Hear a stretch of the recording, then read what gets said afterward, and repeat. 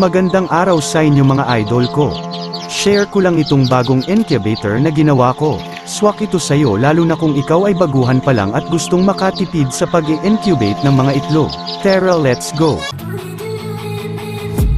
I've been dreaming on in my head like I've seen it. A life worth living is a life with meaning. I'll do what I love till my heart stops beating. I'm feeding this.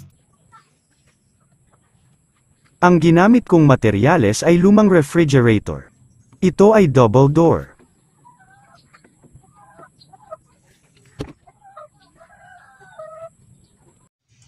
Una ay gumawa muna ako ng lalagyan ng egger tray.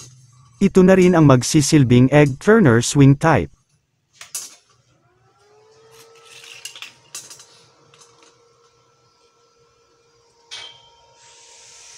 Gumamit lang ako dito ng flat bar mga tira-tirang bakal. Dahil mahal ang angle bar kaya nag-DIY ako para mas makatipid.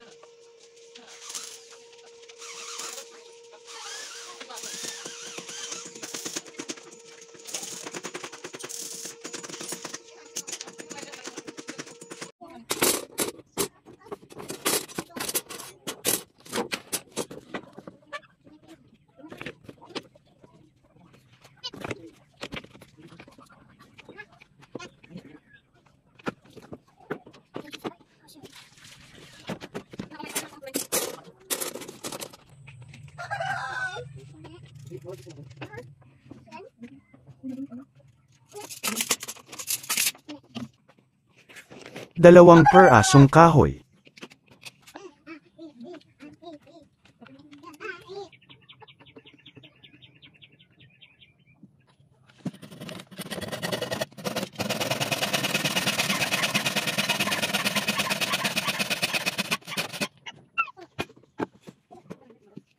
At itong mga kahoy idol ay ang magsisilbing paa ng egg turner.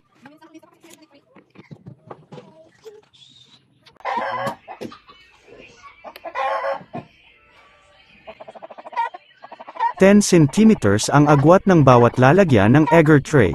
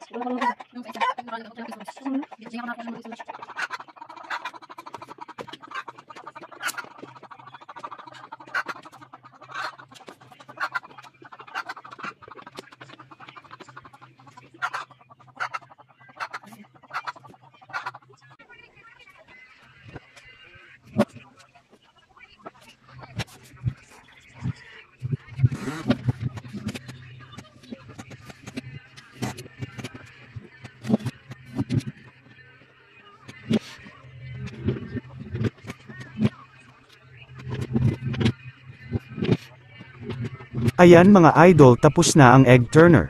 Simple lang pero di kalidad at sobrang tibay nito. E-plaster ko na ng maayos para hindi na gumalaw.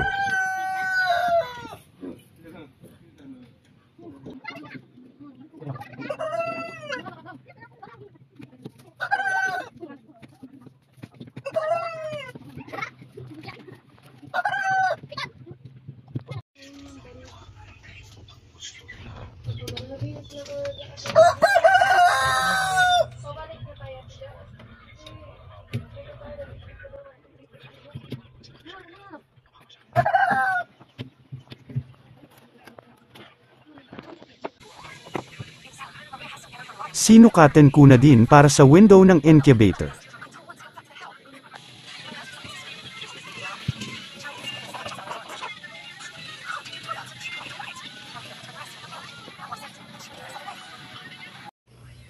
Maria agreed. And for the first time in many years. Madali lang rin tanggalan ang takip ng refrigerator mga idol dahil ito ay manipis lang. Kutsilyo at martilyo lang din ginamit ko, sapat na. Kulang din kasi sa kagamitan kaya tiyaga-tiyaga lang muna.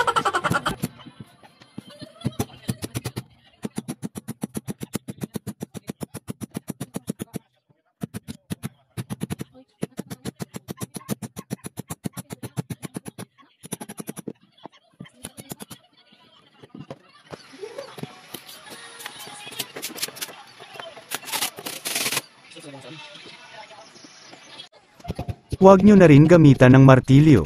Suntok-suntukin nyo lang kaya na yan.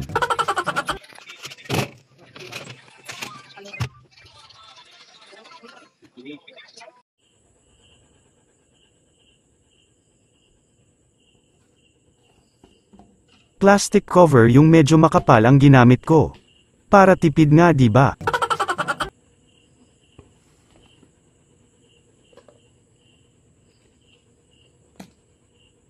W1209 ang ginamit ko, isa sa mga paborito kong temperature controller, subok na at heavy duty.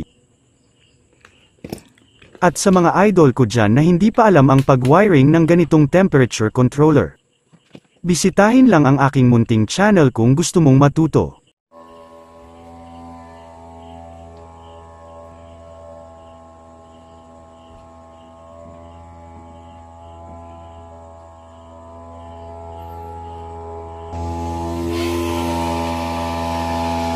Dito sasalang ang fresh egg ng day 1 hanggang day 18.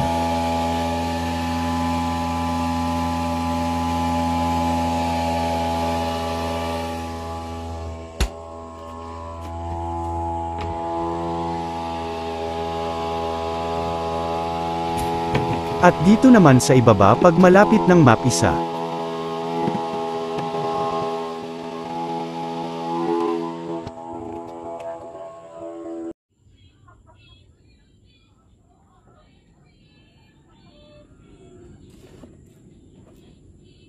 Tigwalong butas naman para sa setter at hatcher.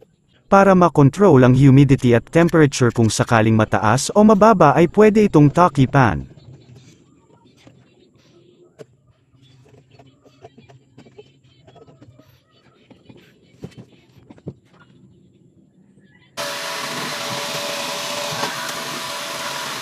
Importante mga idol na laging malinis ang incubator para hindi ito pagmula ng sakit ng mapipisang mga sisiw.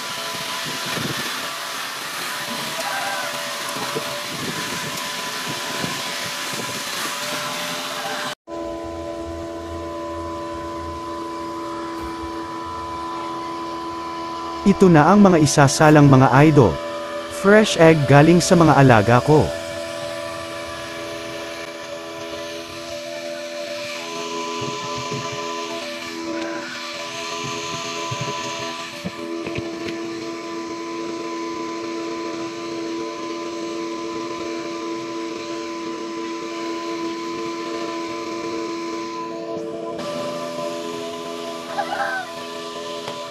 Tatlong tray muna para sa first batch o unang salang. Dahil 100 egg capacity ang hatcher.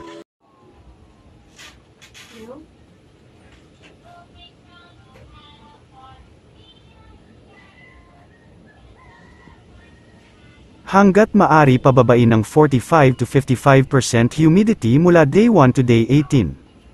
At ang init naman ay 37.2 to 38 degrees Celsius.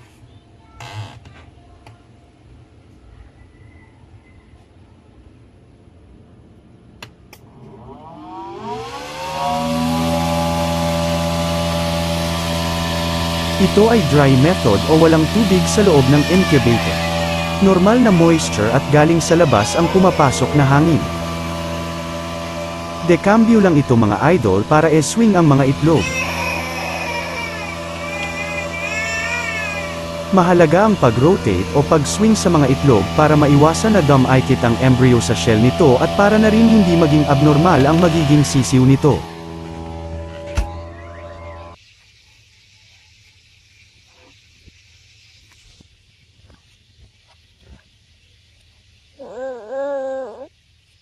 Ayan, makikiagaw pa ng flashlight si baby Cleo namin.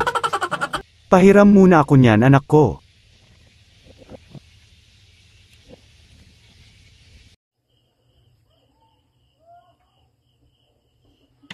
Importante mga idol ang pagkakandling.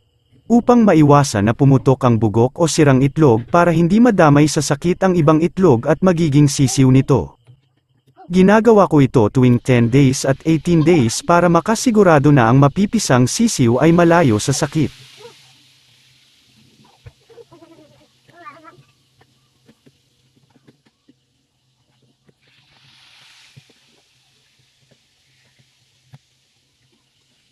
Sa 3 tray ang non-fertility ay 7. At ang fertile ay 83.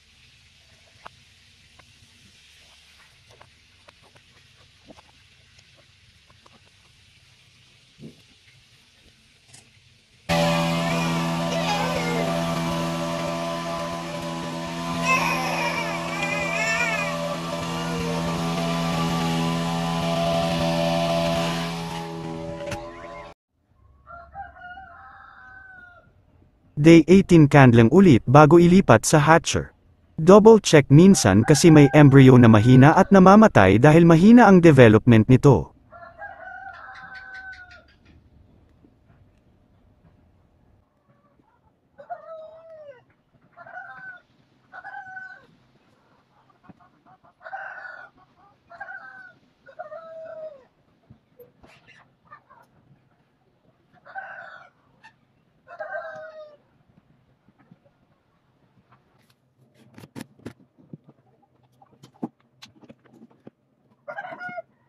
Naglalagay na ako ng tubig para hindi ma-dry ang sisiw sa loob ng shell at mapataas ang humidity ng 60 to 70%.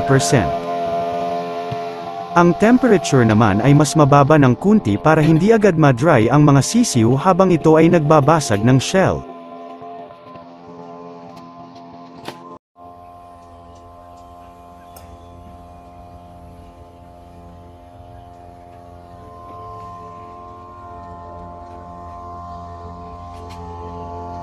Day 90 nag-uumpisa ng mag-crack ang mga itlog.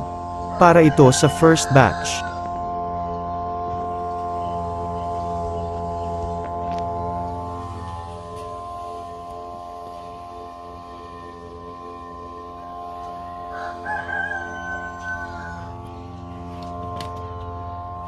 At ang third batch isasalang ko na rin.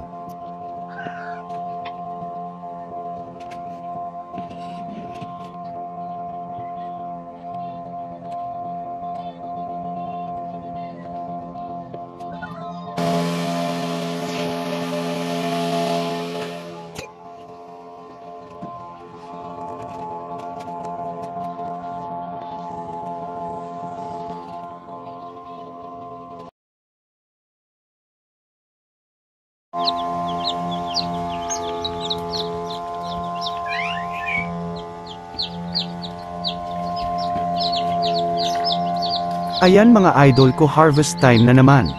Sa bagong gawang incubator marami-rami rin ang mga napisa sa first batch.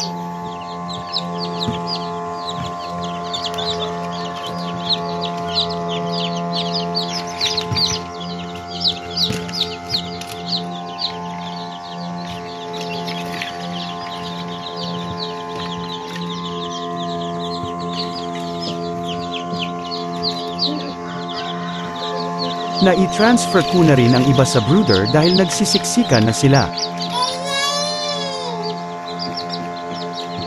Ito yung ibang itlog, day 20 sila nagbabasag ng shell. Tips ko sa inyo mga idol. Huwag nyo rin ugaliin na tulungan ang sisiw na makalabas. Hayaan lang na sila ang kusang magbasag ng shell. Para sa akin ang mga hindi nakalabas ay mahihinang nilalang. Baka gumastos ka lang sa patuka sa sakiting sisiw. Hindi ko na ipaliliwanag kung bakit. Kayo na ang humusga sa binugsan na shell. Itong ibinahagi ko sa inyo mga idol ay base lang sa nilalaman ng maliit kong utak. Kung nagustuhan mo ang videong ito baka naman idol. Isang like naman sa videong ito at wag mo na rin kalimutan follow, subscribe at share. Hanggang sa muli, ingat and happy farming with heart. Time staying strong, need to move on to be what I want. I'll keep dreaming on. Time staying strong, need to move on to be what I want. I'll keep dreaming.